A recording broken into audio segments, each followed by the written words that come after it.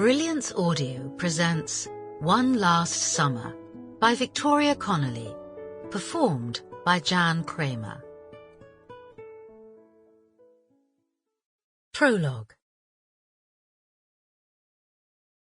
The priory stood at the end of the peninsula, like a great stone guardian watching over the land and sea, its 13th century tower thrusting up into the blue sky.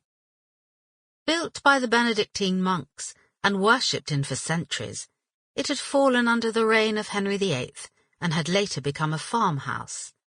A large Georgian wing had been added to its west side, as the rest of the building had been left to decay.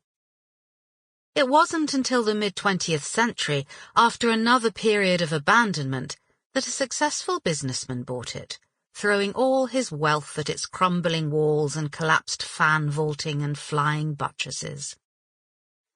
For a while it flourished. It was the kind of building that needed people in it, and a little bit of chaos, perhaps, and the businessman gave it exactly what it wanted, filling it with an enormous family and hosting parties in its cavernous rooms. It was on his death that it came into the hands of a trust which preserved old buildings and let them out as holiday rentals. And that's how Harriet Greenleaf found it.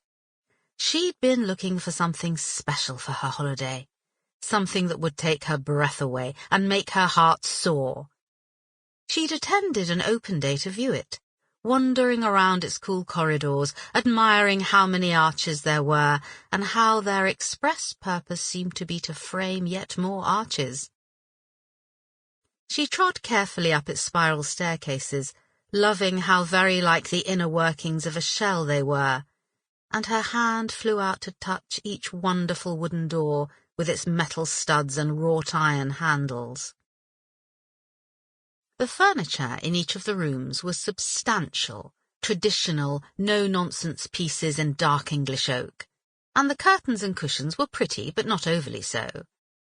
There were pictures on the walls, old-fashioned prints and portraits of people from the past in frilly collars and funny hats, and large mirrors reflected back the light from the enormous windows, filling the rooms with a silvery quality.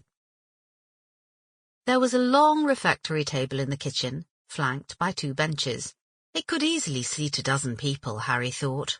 And all around the priory there were endless secret places to just sit, squashy sofas where one might curl up and read a book. Sample complete.